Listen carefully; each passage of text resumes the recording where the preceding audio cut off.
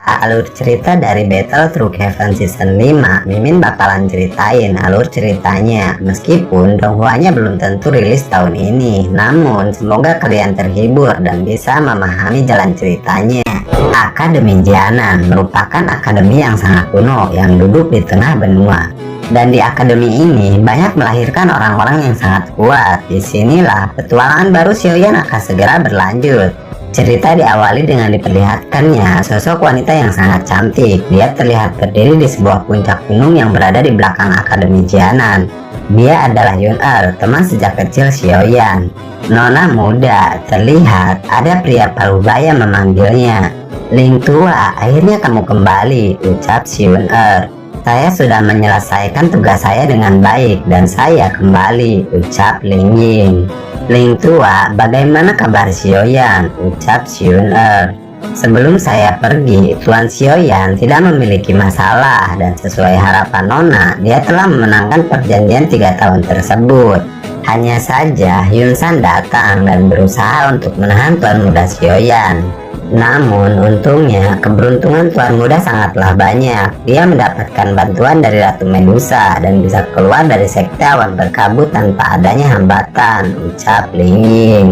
Ratu Medusa, Xiaoyan Gege sangatlah hebat sampai bisa mengumpulkan orang yang sangat kuat, ucap Yun-Er. Kemudian Yun-Er bertanya, level berapa kekuatan Xiaoyan Gege saat ini? Ketika saya pergi, Tuan Muda Xiaoyan berada di tingkat bintang 1 Dadoshi, ucap Ling Ying. Apa Dadoshi? Dalam waktu 2 tahun, Xiaoyan Gege sudah mencapai Dadoshi. Ini mengejutkan. Sepertinya Xiaoyan Gege mengalami pelatihan yang sangat berat untuk mencapainya, ucap Yun-Er. Dia seperti giok yang sebelumnya belum diasah, namun dengan kejadian perjanjian 3 tahun ini, dia menjadi sosok yang sangat hebat, ucap Ling Ying. Anda tumben sekali memuji seseorang. Setauku, Anda bukanlah sosok yang mudah memuji seseorang, bukan? Ucap Yun-Er. Dia memang pantas mendapatkan pujian dari saya, dan saya pikir dalam waktu 2 bulan Tuan Xiaoyan seharusnya sudah tiba di Akademi Jianan, ucap Ling Ying. Terlihat Yun-Er sangat bahagia. Kemudian dia berkata, Ling tua, sepertinya Anda harus beristirahat dan Anda tidak harus menyelinap ke Akademi Jianan jika tidak ada masalah yang terlalu penting, ucap Yun-Er. Baiklah, jika terjadi masalah pada Nona muda, Nona hanya perlu meniup pipa itu dan saya akan segera bergegas, ucap Ling Ying. Kemudian Ling Ying berpamitan dan segera menghilang. Ketika akan menuruni gunung, Yun-Er tiba-tiba dipanggil oleh seorang lelaki. Namun sepertinya Yun-Er tidak terlalu menghiraukannya. Tidak lama setelah itu, ada yang memanggil Yun-Er lagi. Itu adalah instruktur Rolling, seorang wanita yang dulu datang ke kota hutan dan merekrut para murid di sana. Kemudian dia berkata, dalam waktu 2 minggu akan diadakan kompetisi promosi akademi dan hanya 50 orang yang bisa mengikutinya. Tahun lalu Anda telah melewatkannya. Kuharap tahun sekarang Anda bisa berpartisipasi, ucap instruktur Rolling. Tahun lalu saya masih anak baru. Bagaimana saya bisa bersaing dengan yang lain yang sudah jadi senior, ucap Yun-Er. Anda jangan bohong, saya tahu Anda melewatkannya karena Anda hanya ingin mengikutinya dengan Xiaoyan.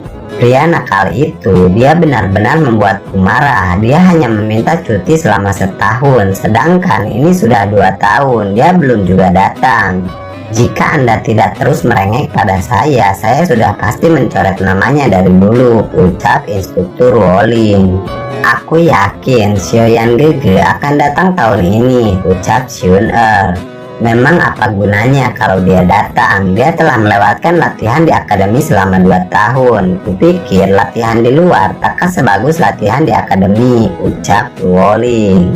Ah, instruktur jangan meremehkan Xiaoyan Gege. Bukankah dulu hanya di level dozi, namun Xiaoyan Gege bisa menghentikan 20 serangan dari instruktur. Dan kuharap instruktur bisa menuliskan nama Xiaoyan Gege kali ini, karena saya yakin dia akan kembali di tahun sekarang, ucap Yun-Er. Ah, baiklah. Lagian, aku tidak punya cara lain untuk tidak menurutimu. Mari kita pergi. Sudah waktunya kelas pagi dimulai, ucap Rowling. Xiaoyan, pria tersebut sangat beruntung hingga mendapatkan perlakuan seperti ini. Sepertinya saya harus melihat langsung kualifikasi seperti apa yang dia punya, ucap Baisan. Di sisi lain, terlihat Xiaoyan sudah tiba di sebuah daratan wilayah hitam. Kita akhirnya tiba, ucap Xiaoyan. Iya nih, dan kamu harus segera menyembuhkan kelelahanmu. Meskipun perjalanan ini cukup melelahkan, namun kurasa ini menjadikan hoki Anda semakin meningkat, ucap Yalau. Namun tiba-tiba terlihat jari Xiaoyan kembali menghitam. Ah, apakah ini api hitam racun dari Nalanji? Kupikir ini sudah menghilang, ucap Xiaoyan.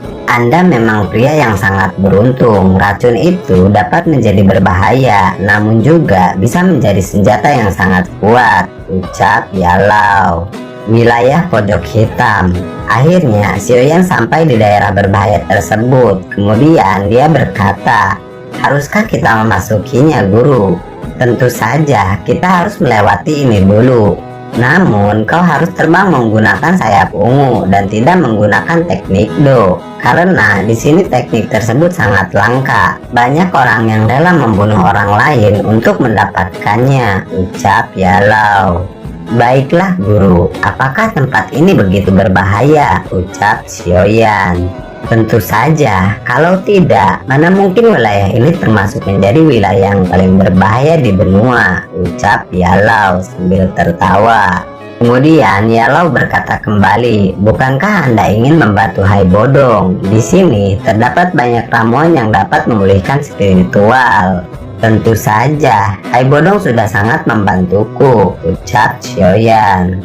Tempat ini begitu membuat saya tertekan, namun anehnya saya tidak melihat siapapun berada di sini, ucap Xiaoyan. Kamu jalan saja ke depan. Kurasa Hai Bodong pun belum pernah ke sini. Hingga di peta tempat ini tidak tertuliskan, ucap Yalau. Kemudian Yalau berkata kembali, dan saya mengingatkan kepada Anda, di tempat ini jangan sampai Anda terlihat berbelas kasih. Di kota ini semua itu tidak akan menguntungkan bagi Anda, ucap Yalau. Baiklah guru, saya akan mencoba acuh tak acuh selama berada di kota ini, ucap Xiaoyan. Itu adalah sikap terbaik untuk bertahan di kota yang sangat berbahaya ini, ucap Yalau. Kemudian saat Xiaoyan memasuki sebuah camp salah satu suku di sana, tiba-tiba dia mendapatkan serangan dari seseorang. Xiaoyan yang dapat dengan mudah menghindarinya lalu berkata, saya hanya lewat dan saya hanya berencana membeli persediaan. Mengapa tiba-tiba Anda menyerang saya? Ucap Xiaoyan. Jangan bilang Anda adalah pemula yang baru memasuki kota ini. Di sini mempunyai aturan siapa saja yang lewat harus membayar uang jalan 500 koin emas. Tidak punya pilihan lain, Xiaoyan pun segera memberikannya. Kemudian orang tersebut segera memerintahkan untuk membuka gerbangnya. Baru saja sebentar Xiaoyan memasuki wilayah tersebut, Xiaoyan langsung dihadang oleh beberapa orang yang ingin merampoknya. Namun karena dia sudah mempunyai izin memasuki wilayah itu, Xiaoyan tanpa ragu segera menghabisi mereka semua. Terlihat orang-orang yang melihat itu terkagum dan berkata, sepertinya orang baru itu dapat hidup di kota ini. Dia terlihat tidak memiliki keraguan. Di sisi lain, ada seorang pedagang yang menghampiri Xiaoyan dan dia bertanya, bukankah Anda sedang mencari peta? Apakah kamu menjualnya? Ucap Xiaoyan. Tentu saja, dan peta yang saya buat adalah peta yang paling tepat, ucap pedagang tersebut. Berapakah harganya? Ucap Xiaoyan. Aku tidak menjualnya dengan uang, namun kulihat kemampuanmu tadi tidaklah biasa. Bagaimana kalau Anda membantuku keluar dari wilayah ini? Karena dengan peta saja, itu takkan cukup untuk Anda keluar dari wilayah ini, ucapnya. Guru, apakah benar yang dia katakan? Xiaoyan bertanya pada Yalau. Sepertinya memang itu akan sedikit memudahkan kita, apalagi mereka adalah pedagang yang sangat berpengalaman, ucap Yalau. Besok akan ada pelelangan tahunan yang sangat hebat di kota Tanda Hitam. Saya harus segera bergegas. Makanya saya membutuhkan Anda untuk menambah kekuatan di pasukan saya, ucap Doma. Diketahui pedagang tersebut bernama Doma dan dia menawarkan Xiaoyan bekerja sama. Kemudian Xiaoyan yang merasa tertarik dengan lelang tersebut akhirnya menyetujuinya dan dia mengenalkan dirinya sebagai Yaoyan. Kemudian perjalanan mereka segera dimulai. Doma memperlihatkan peta yang terlihat sudah kusam dan dia berkata tujuan pertamanya adalah Black Mark, dan menurut kecepatan kereta yang mereka kendarai seharusnya mereka sampai besok pagi. Kemudian Xiaoyan melirik bintang biru di sebuah peta dan dia bertanya, apakah itu Akademi Jianan bukan? Ucap Xiaoyan. Anda benar sekali, itu adalah Akademi Jianan yang terkenal di seluruh benua Doki, dan putri saya pun berada di akademi tersebut. Kemudian Doma menjelaskan Black Mark City yang kita sedang tuju dikendalikan oleh Aegis yang merupakan sebuah faksi lama dari Black Knight Dragon, dan kekuatannya sangatlah besar. Dikatakan pula kekuatan pemimpinnya berada di tingkat 10 besar peringkat hitam. Peringkat hitam. Xiaoyan terlihat merasa asing dengan tingkat tersebut. Kemudian Doma menjelaskan bahwa peringkat hitam sama dengan peringkat Doki tingkat doang. Kemudian Xiaoyan bertanya kembali, siapa saja yang mendapatkan peringkat paling atas? Tidak banyak orang yang melihat peringkat pertama dan kedua, namun peringkat ketiga dikatakan sangatlah kuat. Dikabarkan peringkat ketiga saja sudah berada di level Dohuang tingkat puncak, dan banyak yang memanggilnya dengan julukan Kaisar Pengobatan karena dia sangat ahli dalam melakukan penyulingan, ucap Doma menjelaskan. Kaisar Obat sepertinya sangat menarik, ucap Xiaoyan. Ah, dia juga dikenal dengan nama Han Peng, ucap Doma menjelaskan. Saat nama itu disebut, tiba-tiba cincin Xiaoyan bergetar hebat. Lalu Xiaoyan bertanya, apa yang terjadi guru? Namun tidak ada jawaban dari gurunya. Tuan Yaoyan, ada apa? Apa kamu baik-baik saja? Tanya Doma. Ah, tidak ada apa-apa dan saya baik-baik saja, ucap Xiaoyan. Tidak berselang lama, kemudian mereka melihat sebuah badai hitam yang datang. Kemudian Doma mengajak Xiaoyan untuk turun dari kereta untuk berlindung. Namun, kejadian yang sangat aneh terjadi saat Xiaoyan melihat bayangan merah seperti tubuh Yalau sedang dikejar oleh badai tersebut. Kemudian Yalau tersadar, segera berteriak menyuruh Xiaoyan untuk jangan bergerak. Lalu, tubuh spiritual yang berwarna merah itu terlihat bergerak di antara badai angin liar tersebut.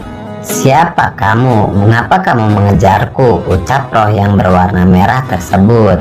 Kemudian, sebuah rantai keluar dari badai tersebut dan segera melilit roh yang berwarna merah itu. Lalu, sosok di balik rantai tersebut berkata, tidak peduli seberapa kuat dirimu saat kau hidup, karena kalau kau sudah menjadi roh, kau hanya akan menjadi target buronan Aula Jiwa. Setelah organisasi Aula Jiwa menghilang, Xiaoyan terlihat berkeringat dingin. Dia tidak mengira bahwa ada organisasi yang memburu roh. Bahkan dia melihat secara langsung roh yang berada di tingkatan Doling sangat mudah untuk mereka tangkap. Kemudian Doma menghampiri Xiaoyan dan bertanya, apakah Anda baik-baik saja? Ucap Doma. Saya baik-baik saja. Tadi saya hanya sedikit ceroboh dan terpisah lumayan jauh, ucap Xiaoyan. Kemudian Xiaoyan bergumam, apakah itu kekuatan Aula Jiwa? Mereka memang sangat menakutkan. Tidak sepenuhnya seperti yang kamu lihat. Mereka hanya memiliki teknik khusus untuk berhubungan dengan para tubuh spiritual, dan itu tidak berlaku untuk para roh yang memiliki nyala api. Saya pernah berjumpa dengan mereka dan saya bisa kabur dengan menggunakan api putih. Kalau tidak, nasib saya tentu akan seperti roh yang kamu temui tadi, ucap Yalau. Oke sedulur, terima kasih sudah mampir. Jangan lupa dibantu like, komen, dan subscribe.